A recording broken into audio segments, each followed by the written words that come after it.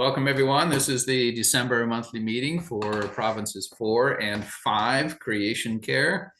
And so we're here on December 11th at about 1 p.m. Eastern, or yes, 1 p.m. Eastern. So let's begin in prayer. We invite you to bring yourself into the presence of God. From the book of Occasional Services, God of Order and Dynamic Change. Mysterious God, whose imagination and desire embrace all. We seek to discern you in the interplay of forces, in the order and chaos of the universe, and in the complexities of every living system. Give us grace to honor your goodness in what we know and in what we do not know, in the world's harmonies and turbulence, in its promise and change. For you are in, through, and beyond all it is, one God made known to us in Jesus Christ, through the Holy Spirit, our inspiration and guide. Amen. Amen. All right, folks. Well, I look forward to an interesting conversation today. We have with us Jerusalem Greer, who's now named as the interim executive director of Proctor Camp and Conference Center in the Diocese of Southern Ohio. So just outside of Columbus. Do I have that right? So Jerusalem previously served as manager for evangelism and discipleship on presiding Bishop Michael Curry's staff. So she has gone from, I guess, working, you weren't living in the big city. You just had an office, I guess, out there to semi-nowhere, Ohio. But you will continue as a consultant for church-wide staff through 2024. So you're wearing two hats this time, yes? Yep. So you moved to Proctor recently, recent months with your husband, Nathan, and you'll be the Proctor's director for at least 9 months, the 2024 camp season, and working with the farm. If you don't know it, Proctor has 1,000 acres. And perhaps Jerusalem can tell us about what's going on there. But you're a resident on campus at Proctor. So, yeah. So today she's going to talk about what are the growing edges and intersections of faith formation, creation care, and community when it comes to camps and conference centers. Is there an emerging role for renewal in these places that actually is coming to the fore as the church struggles with its own organization and many would say decline? Are camps and conference centers emerging as something that carries a new sort of weight among us? But anyway, I shall say no more other than welcome, Jerusalem, and lead us. Thank you.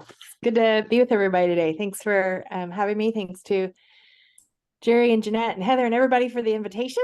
I'm so honored to be here. So yes, we do live on camp. And that was one of the things that made this attractive to us. We're excited about being living on the land that we would be serving, and also being a part of the community that forms camp year round, the staff and the volunteers and the diocese and everyone who comes here is part of the community. So we're glad to be here. As a bonus, we get to eat the eggs from the chickens and go to the greenhouse or the hoop house whenever we need a salad, and dig in the garden and eat the leftovers, and dig in the meat freezer for what can't be sold this year.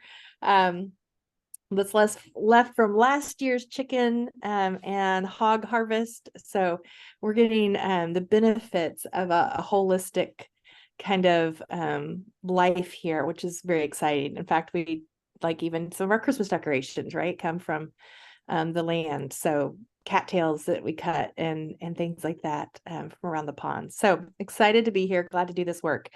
And so as Jerry mentioned, I did previously work full-time on presiding Bishop Michael Curry's staff, and I worked evangelism and discipleship. And so those things could not get out of my system. And I also, the team I was a part of also had the portfolio of creation care and racial reconciliation. So that's kind of all mixed and everything. I see ministry, I see good news as being holistic. I don't think they're separate from each other. I don't think you can separate creation care from formation, from evangelism, from beloved community. I think they are all tied to each other. And it's when we try to silo them that we end up with these binaries and we end up frustrated with how things are going in any one area because we're not looking at it holistically. So I'm here at camp and conference center, at a camp and conference center, and I'm going to talk to you a little bit about what I see, both what I have seen coming from the church-wide lens. The other thing that Jerry didn't mention, maybe he, probably because I didn't tell him, is that I am currently in seminary as a layperson, not to be ordained, at Wartburg Seminary in Iowa, which is a Lutheran seminary. I thought it would be good to go hang out with some other folks, and I'm doing a rural ministry track. So I can tell you that they're having the same conversations we're having, right? So just that one other area. Mainline church period, is facing decline. Christendom is over, and we are trying to figure out what is next. So I have this wondering that I'm going to share with you, and this is actually going to be part of my capstone project for my master's. And you guys are in on the very beginning of it. So come back to me in 6 months or maybe even 6 years, and we'll see what's happened. But I'm going to share my screen and we're going to walk through this together here. So I have this thing that I'm calling Wild Cathedrals right now, and I'm totally taking that from Wild Church. I have totally, I have been inspired by their work. But I am thinking in terms of the ministry specifically of camps and conference centers, and what they mean for us. So I think we all know about the epidemic of loneliness, and I'm going to send my slides, and of course you'll have this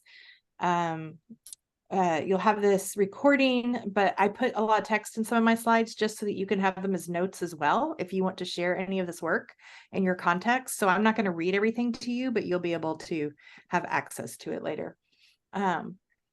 I think a lot of people, probably all of us, know about the epidemic of loneliness and isolation in our country. It is such a issue that the Surgeon General actually did the report on it in 2023. That was his big report for the year. It's pretty staggering. I think everybody in ministry should read this.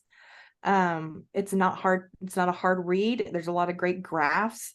It's pretty amazing, and the church is named in it. The church is both part of the problem and part of the solution to this epidemic of loneliness. Loneliness affects every part of our society, which is an interesting thing in this. It affects our economy. It affects health. I think we all know that part, at least mental health. It affects physical health. The effects of being lonely are like smoking several packs of cigarette a day, like what it does to your cardiovascular health.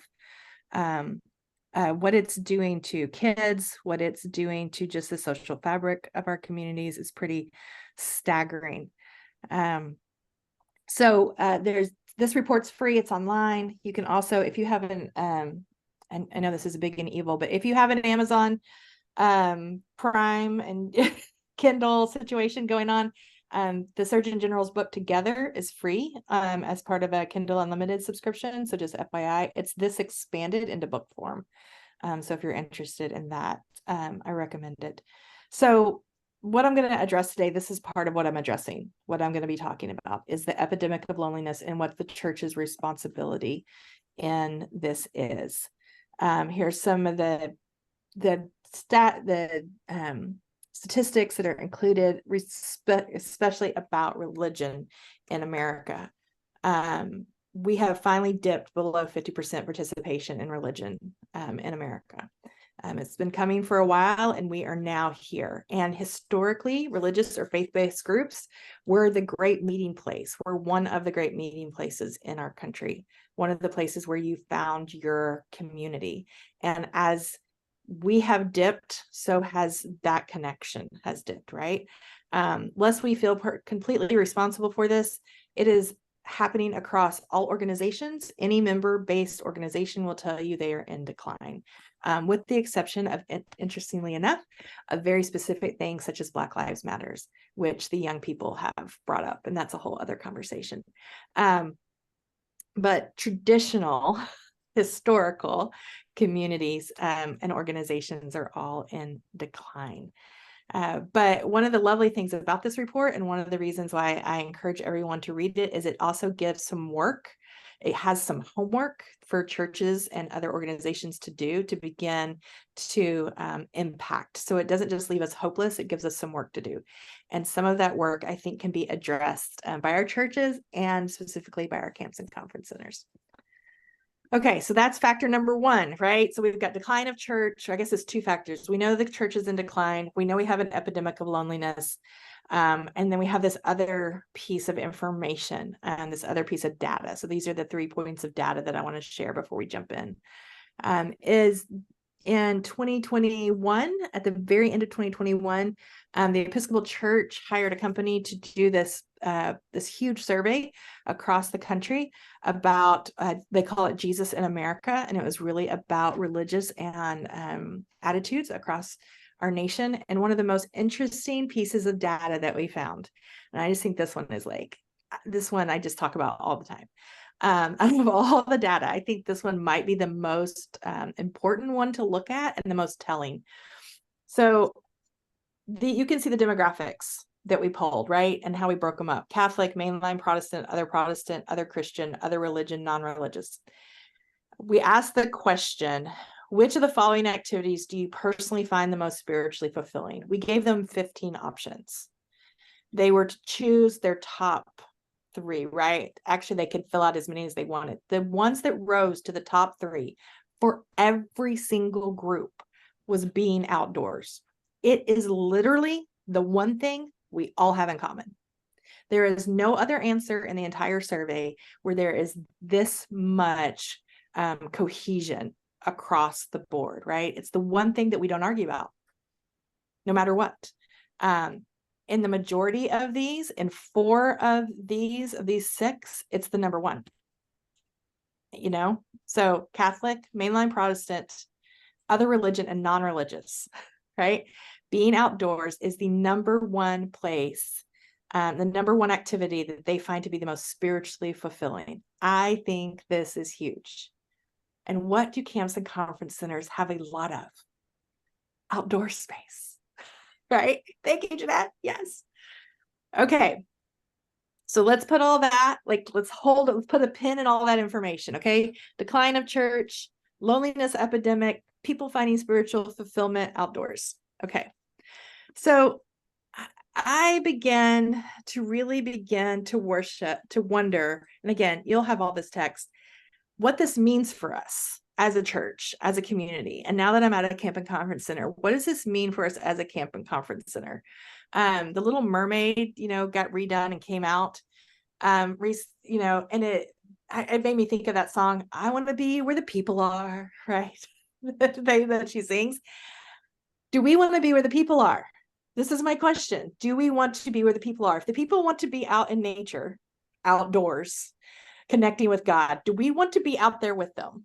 Or are we going to continue to insist that they come to us inside our buildings? I'm not anti-building, don't get me wrong. I love a beautiful church building, but that's not what we're here to talk about today.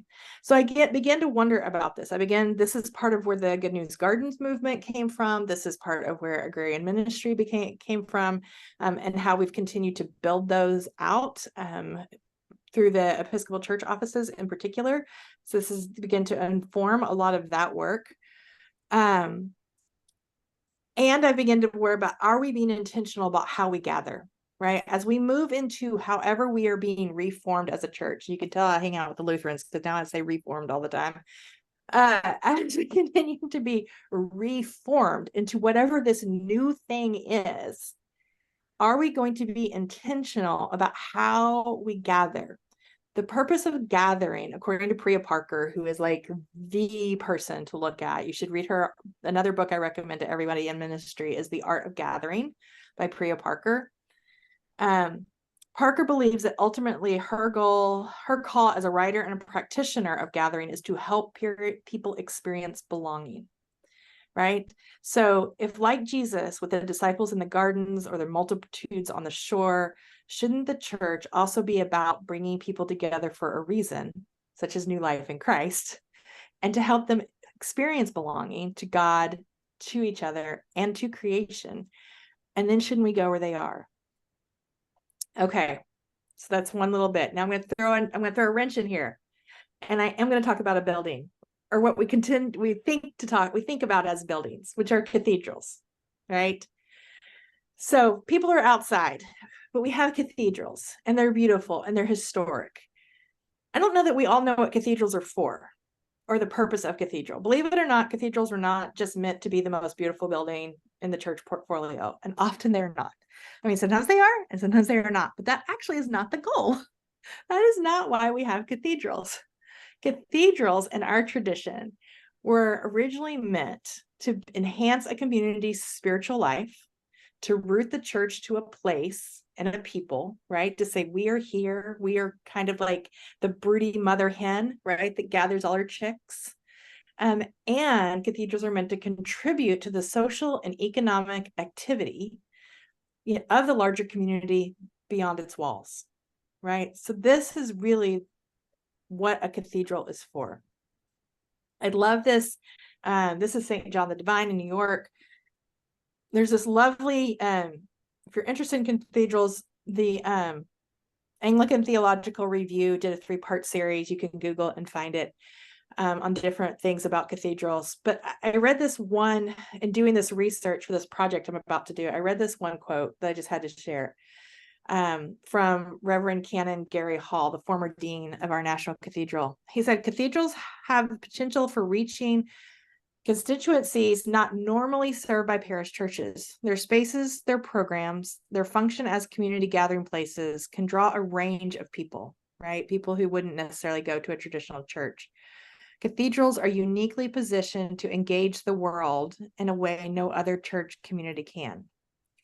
So this has been our traditional paradigm, or what cathedrals are supposed to be, for quite a while now, right? But we know we're in a reforming. And so I begin to wonder, does that mean reforming where our cathedrals are as well?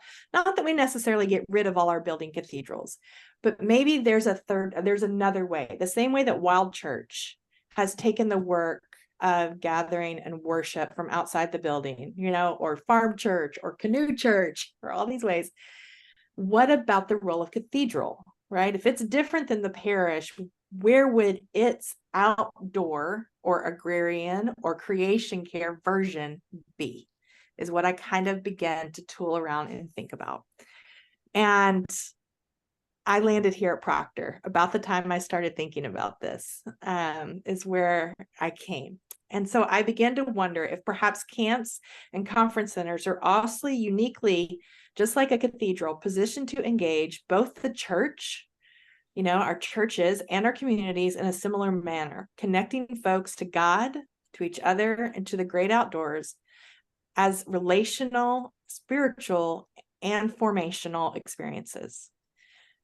With intentionality and vision and purpose, and rooted in a theological understanding of God that it's deeply relational. I wonder if camps and conference centers have an opportunity to kind of reposition themselves and begin to think of themselves differently than a secular camp. We have a different mission. We are a ministry, at least in our case at Proctor.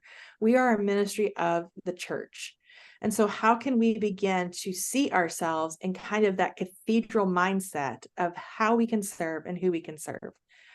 Back in the olden days, right? Even if you think into Jewish culture, some, and Phyllis Tickle used to talk about this a long time ago. Folks did not go to the temple every Saturday or every weekend, right? The synagogues came later. Mostly what you had was home practices or small gatherings of families together, multiple families gathering together, like what we would call home churches probably. And then they would go to temples for the high feast days, right? And why is that? It was because there wasn't the money, there wasn't the ability to have this. So kind of hearing Phyllis's voice, and when Phyllis would talk about it, she would really talk about it from this perspective of trying to bring home practices back, which I'm all about. Written some books on that. I'm all about that. But what I begin to think about is, what about those high feast days? What about coming together as we lose buildings, right? As we become smaller, as we become more wild churches and more house churches and more farm churches and less, on this corner and on that corner, where are the places, who would hold the space for the high feast? Who would hold the space for the gatherings? And I begin to wonder, especially at a moment when people want to worship together outside and connect to God outdoors, especially in a moment when we need to be formed holistically, with creation care being part of the conversation. Maybe camps and conference centers have a role here. That's when I began to wonder if maybe, inspired by the history and the purpose of cathedrals, it's time for us as camps and conference centers to begin to move in and answer the call to remove aloneness, right? Through belonging and gathering together to care for creation, to keep the apostles' fellowship and teaching and breaking of the bread for multiple groups of people. And so what would that look like? I think it's a collectivist approach.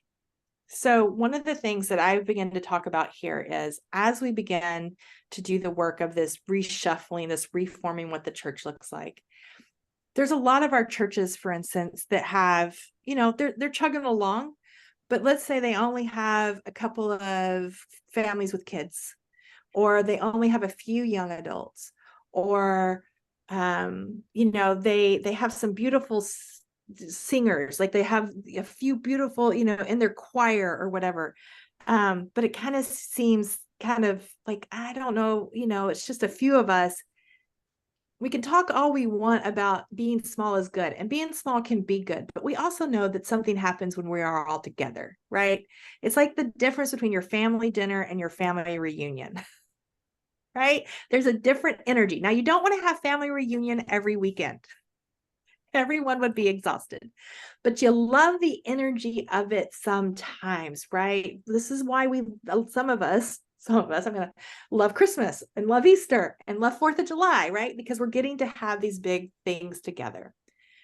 What would it look like if camps and conference centers could hold, in the role of a traditional temple or cathedral, that space where smaller churches, smaller groups from around a diocese or a community to come together to celebrate liturgical feast and tradition and celebrations in like a little bit more together, right? So as a resource, this is a very kind of communal, not communal living, but communal worshiping kind of thing, right? This is what I'm talking about. That kind of idea. It's kind of hippie. I know it's a little bit hippie. It's like hippie for Jesus, but this is what I'm thinking. And the lowest hanging fruit we have is our liturgical calendar. We already have all the things already like suggested for us. We do not have to come up with events and themes, or even colors, or even menus half the time, because it's already been thought out and planned, right? But what does this look like? So now my question is, what does this look like here at a camp and conference center? What would it be like to collectively come together, smaller churches who don't have the resources necessarily, folks who are, people in our communities who are really a little like, I'm not going in a church, but I would go with you to a camp event, right? That sounds fun, right? Like, so these different groups that can come together, what would it look like? How could we celebrate? How could we begin to worship? So here are some ideas. These are some things that we're going to try at Proctor. For Epiphany, we're going to have a lantern walk and a guided stargazing. Okay. And we're going to do a lantern walk. We're going to make lanterns. We're going to walk around our lake, and then we're going to do stargazing. And we're going to do a compline, a stargazing compline. We're going to do formation, and we're going to do a little experiment. We're going to turn off lights on our campus at different, so that we can see what light pollution affects us, right? And our stargazing. So there'll be some teaching, there'll be formation, there'll be worship, there'll be time for community as people are making their lanterns and walking around and singing This Little Light of Mine, right? And being together. So if you did this just at your church, you might not have a place to do it. You might be in a place that's got tons of light pollution and you can't look at stars. It might feel a little silly for two people to just walk around the campus with their lanterns singing This Little Light of Mine. But if we all come together at camp, a place where you can be silly and fool, and kind of playful at all times, we can try these things. Ascension Day kite flying, right? We can do a lovely Ascension Day kite flying. event and a picnic, and kick off No Mow May and talk about pollinators who also are always ascending, right? And do our education and our prayer and send home No Mow May signs with folks and do a little worship service around Ascension Day. We're talking about maybe not this year, maybe the next year, if I get to still be around, doing an Easter vigil camp out or overnight here. So many times, so many churches don't get to do Easter vigil because there's not enough people. Again, you don't have Easter vigil is one of these really special, beautiful, sacred things that we can do, but it really kind of, it's one of those few services of the year that kind of needs that mass, right? It needs that gravitas to it. One of the problems we have with Easter Vigil, besides not having enough people to do it kind of in the way folks generally want to do it, is it's late. It starts after sundown. Older folks don't want to drive, and families got to put those babies to bed, right? Sometimes, depending on where it falls in the year, the service doesn't even start till 8 p.m. Well, your 4-year-old is not going to be very happy. So what if we did it at camp where we have beds and cabins and people can stay the night, right? And we can put up tents for those who want a tent camp. Again, let's come together. Let's talk about the beauty of actually being in creation, and how we do that together. Pentecost picnics, outdoor dove flying. The doves don't have to stay in the buildings. The doves can go outside. The doves can fly all over creation. Let's have the doves out at camp. Let's have the doves outside our buildings. Let's have the doves blessing and flying over all of creation. So that's just another idea. We did this year. These are actually pictures from an event I did last year, but we did this here at Proctor this year. We did foraging for Advent and wreath making. It was beautiful. We went all over camp. We had a ton of families out here. It was amazing. We almost ran out of candle making supplies. And we just invited people to go find their own supplies to make their Advent wreaths. And then we sent formation tools home with them. We didn't do a liturgy. We didn't quite get to it, but we sent the liturgy home with them to bless their Advent wreaths at home if they want. Learning curve. I am learning that you do your formation on the front end. Because do your formation and your worship early, because once everybody gets busy and creative, you kind of lose that mass, everyone paying attention to you. But it is possible. Again, making Advent wreaths, a lot of churches do this, and if you've got several families that are engaged or several households that are excited about participating, this can be fun. But if you just have a couple, come and let's do it at camp. Let camps host it for you. Let camps clean up the mess for you. Let camps put the things out for you, right? And let us serve the church in this way by offering our hospitality. Feast for Saint Days. Every saint has a dish. If you just look, you can Google it. Every feast. This is Saint James seafood, because St. James is patron saint over in Spain, and it's all about the seafood. And so this is a shrimp boil we did for St. James Day one year. So you could have all kinds of feast picnics, feast dinners, farm to table dinners, all kinds of things, right? Have folks come out and talk about sustainable fishing if you're doing a fish thing, right? Like different practices. There's just so many ways to fold in and to celebrate and come together. Workshops that teach caring of creation practices that are tied to the liturgical calendar that folks can then do at home. So this is something our family did on our farm in Arkansas. We made wreaths and gave new bedding to all of our creatures right before Christmas Eve, because we wanted to prepare the manger for Christ's coming, right? And so we made wreaths from greenery found on our property, popcorn and cranberries for the birds to eat. We put all new bedding. And you could certainly at camp host workshops for these sorts of things that folks could make and take as well, and take home, teach them the intersections here of caring for creation and how it dovetails with our faith and how we're being formed, so that that this is a way of giving back and being grateful, and it just being part of our rhythm, right? That we think of the creatures, that we think of creation. Host a rogation day for all the diocese or all of your community. You know, the whole thing about rogation day originally was really to beating the bounds, because a parish would be a geographical location, right? Well, a camp and conference center kind of hosts that in a large way for a diocese. So diocese can be a really beautiful place to host your rogation events. Again, it can feel, depending on the size of your church or your community, it can be a little hard, especially if you're in the city, right, to host a rogation event that feels meaningful. Invite your congregations to your camps and conference center. Have everybody bring something of creation from their location with them to the camp and conference center to be blessed, to then take back, right? Water, soil, seeds, pine cones off a tree, berries off a bush. Have them bring their parish to you. Even if they just have the tiniest bit of grass, they can dig up a little soil and bring it, have it blessed, have them take it back and return it to their spot, right? So that you're all connected in that way.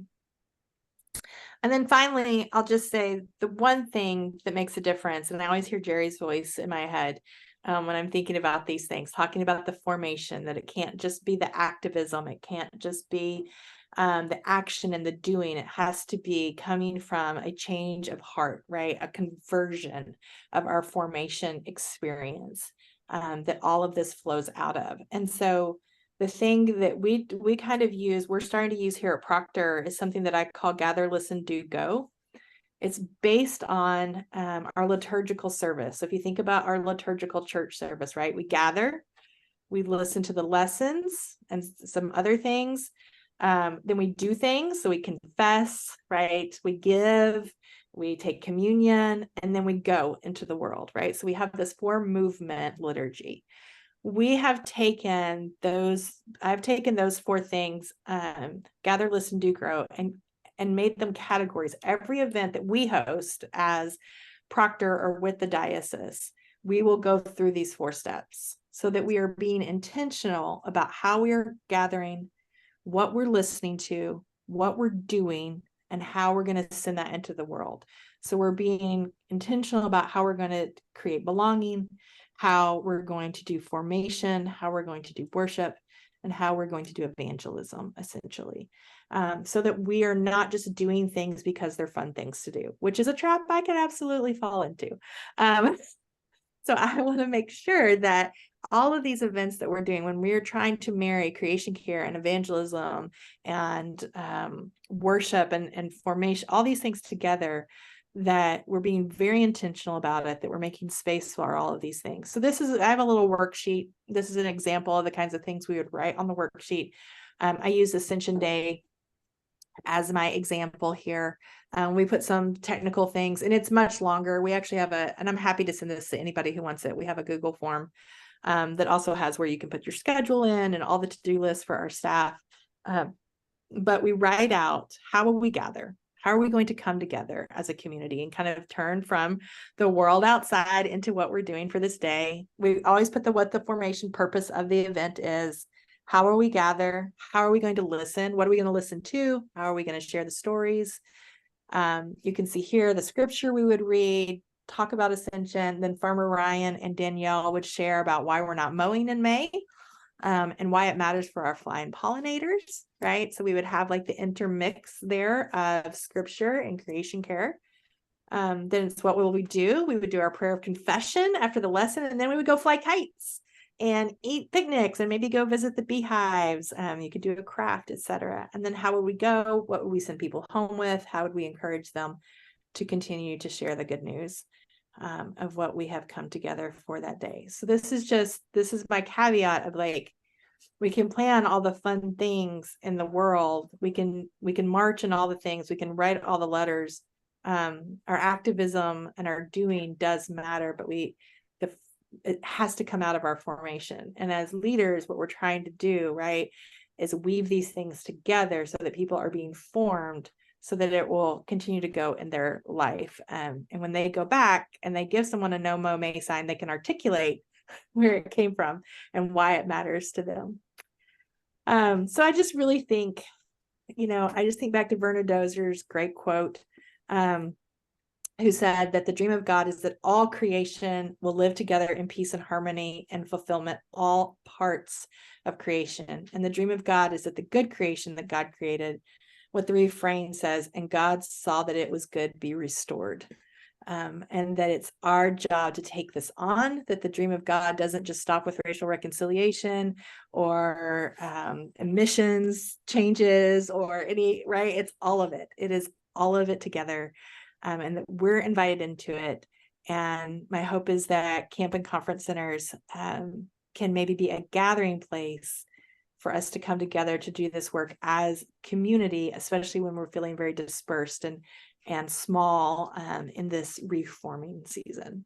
So I'm going to be doing a lot of reading on this actually, and researching, and even have more maybe in the next 6 months. So again, come back and find out what as we try to live into this, and I do a little bit of research, but this is my hypothesis and my wondering for now.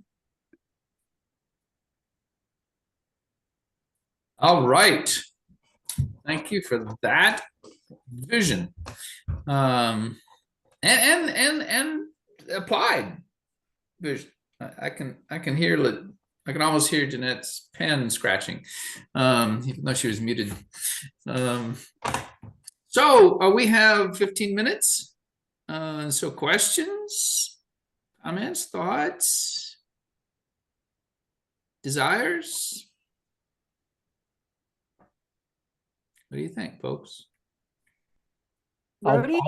I'll just jump in. I just thank you so much. That was so exciting. And it made me think, I've moved away from the Diocese of Kentucky, but I'm thinking that I wish that our director of, the fundraiser trying to get All Saints going, and they're all struggling with that a little bit. How fabulous to sort of reinvigorate them with something like this. I think I'm on the board now, Rhodey. So we'll have Jerusalem. Of course, what I was scratching with my pen is, we need to have you Zoom into one of our All Saints board meetings and do this. So I'll be emailing you shortly. Okay, thanks. Emily. Well, and I put this in the chat. I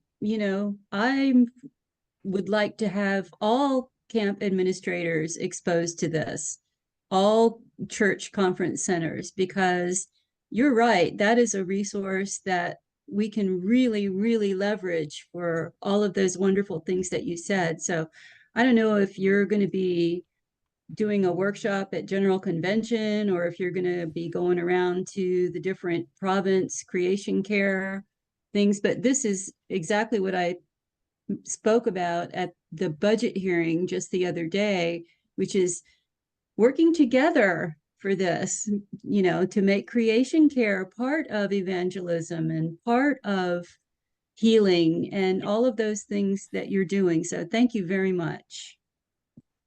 You're welcome. Thank you. And yeah, I just, and I'm now part of ECCC, which is the Episcopal Camp and Conference Center group. And so I'm hoping, of course, there's folks who've been doing this a lot longer than me. So I also don't want to just go in and go, this is what we should do. But I'm interested about gathering a conversation of folks who are interested in it. And I know lots of folks in the work. And I think there's some traction there. And I'm excited about doing that.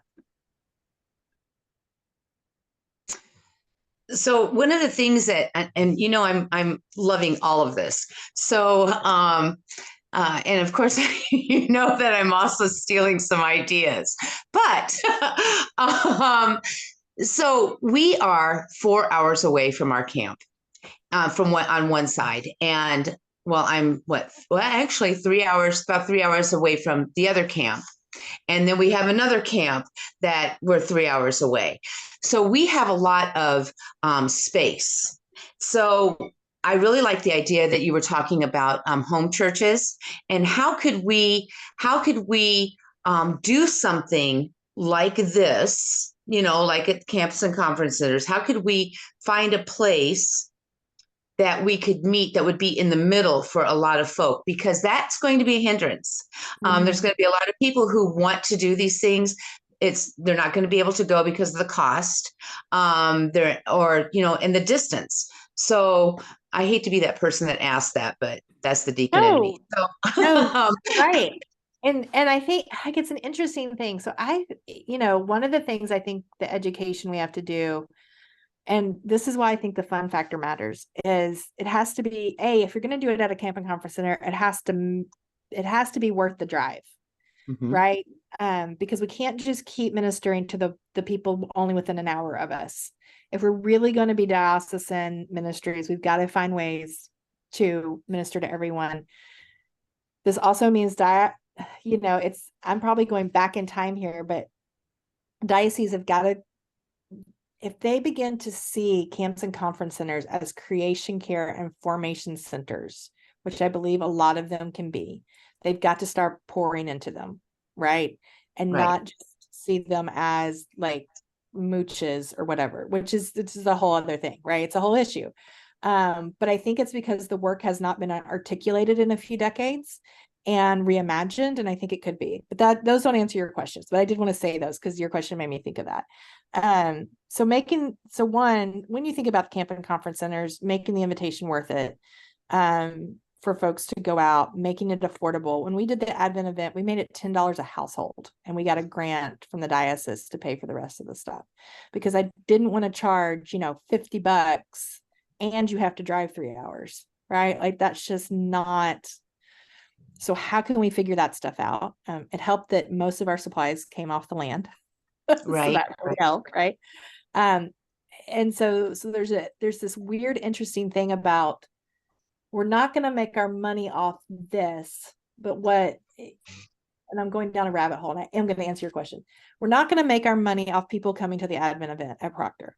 But what we are going to do is introduce people and help people fall in love with Proctor, see the worth of the effort, right? And then hopefully they'll come back for camp and other things where we might make some money. But ultimately, I don't care. Point of a camp and conference center is to break even. It's a ministry. We're not here to make money.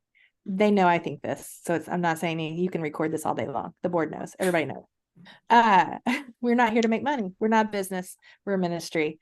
We're going to run a deficit a lot of times, and if we break even, that's the best year ever. So, amen, right? So we've got to change our mindset a little bit about those sorts of things. The other thing I would say is think about parks in your area, right? Are there parks that you can meet at, especially if it's just a day thing?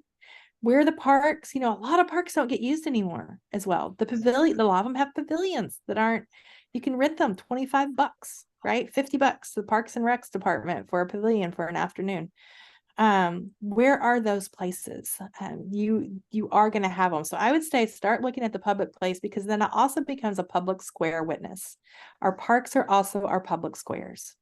And so let's get into them. And if we can't do this work at camp and conference centers, go do this work in your parks.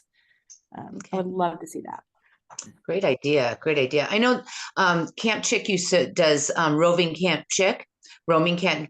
So Camp Chick would go and do two or 3 day or a weekend camp at different places in the diocese, so that there are some kids that couldn't go or couldn't do overnight. So they did that. They brought camp to the kids. So, and that was fun. We participated in that as well. So that is, when you were saying that, I was thinking that is an idea of another way. So yeah, I love that. I love that. And ask Camp Chick to co-sponsor, right? Like ask Coach Chick to co-sponsor in terms of like maybe what they put in as people hours, right? If you do this at a local park in the middle, like maybe still co-brand it with them so that people are getting to know them, right? And say, hey, Mackenzie, will you come help us put this on? And it can be a Camp Chick event as well, right? So like I would do that. I would go to another park in order and to offer a Proctor on the move, right? Like I like that. Yeah. Oh, yeah. Bruce. I want to call out what Ann had posted. Oh, I'm sorry. Did I step on somebody? No, you're good. Nope. Go ahead. Nope, you're fine. In the chat here about could Episcopal Parish Network be a good venue for this? Much of what Jerusalem describes would apply to those churches that have larger property, which is a point that strikes me too, that actually, just like cathedrals, the point is not the cathedral, nor is really the point the camp and conference center. It's camps and conference centers and cathedrals both are places of ideas and and spark plugs for others. The goal would be for it to actually not depend on the camp and conference center. The camp and conference center inspires what should be going on all over the place. Thus, if that's a partial answer to, isn't it too expensive for people to always be driving out? And the answer is right. So stop making people drive out, because do it yourself, which is where it should and could go. I take very long. You're not going to run out of work anytime soon. That's for sure. I see Bruce's hand up. Yeah, I like what you just said there about the kind of the stimulus being the cathedral and those proliferating around other places. That's a really great point. And in dialing Jerusalem, dialing all the way back to your first point about the data across the board there amongst the different faiths, and how outdoors bubbled up completely and uniformly across most of them. You and I were at a St. Mary's recently, and you mentioned that some of this is very interesting because it skews younger in terms of participants, and to me that sounds like that would apply here too, and that's a really, really good thing. When it comes to engaging younger people in the work of the church and or the camps, it's a place they want to go anyway. But it's not exclusive to youth. It's across the board, which is great. But having it skew younger is a really good thing for all parties concerned. Yeah, it is. It is. We thank you, Bruce, and it was so fun to be together. And That was fantastic. Yeah, it was great. It was a Good News Gardens field days gathering with the various dioceses around Tennessee up at Swanee. So be on the lookout. There's going to be more of those, which is basically an in-person, kind of retreat with a focus sponsored by Good News Gardens. And yeah, and it skewed younger. I mean, I've done a lot of retreats and speaking engagements across the Episcopal Church, and this was about the youngest one apart from a youth event that I had ever been at. And that's one thing that we are seeing engagement in. They will come to camp. They do want to come to camp. The idea of camp actually among young people, we're going to run this summer. And of course, we don't have the registrations yet, but we're going to run 1, 2, 3, 4 camps essentially that are for adults, and 2 of them are for young adults this summer, because this is a thing they want to gather. It's kind of festival culture is what I want to keep talking about, right? So festival culture, right, is young people, especially sometimes older people get to go, but it's music festivals that last for several days and pretty much camp out, and they spend thousands and thousands of dollars on it. And it's not just for the music, it's for the community, it's for the being together, it's the being unplugged, right? There's a lot that goes into it. It's also for all the libations, I'm sure, but you go to be with your people. And I think we have to start thinking that way. It's that I want to be where the people are. And if what our young people, 4 of whom are in my family, if what they want to do is sit around a campfire with their friends and play the guitar and talk about life's big questions, why aren't we doing that with them? Why aren't we hosting that place? Right? Like, as the church, if that's where they want to be, then let's go do that. And so I do think that in-person creation, care, formation, worship experiences are going to be a place that skews younger, if we make the invitation, if we invite them, if we make it accessible to them. Okay, we've got 1 more minute. Anything else, folks, before we call the fine hour to a close?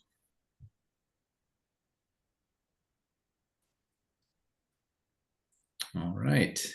Yeah, thank you very much.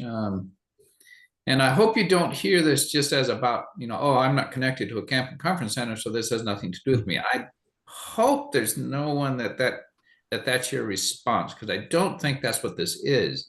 This is kind of where the gospel's going. And camps and conference centers happen to be in the way of the gospel going there. And but the gospel will go anywhere. So it's really more about what this is about rather than where this is about, and so on. So I can get that last word in. All right, folks. Well, it is top of the hour according to my computer. So blessings upon you. Continue your Advent journeys. Merry Christmas. Happy New Year. We will see you in 2024, Lord willing. And go and love and serve the Lord in all creation. Amen. Thank you. Thank Thanks, you, everyone. Jerusalem. Thank you You're so much. welcome. Thank you, everyone. See you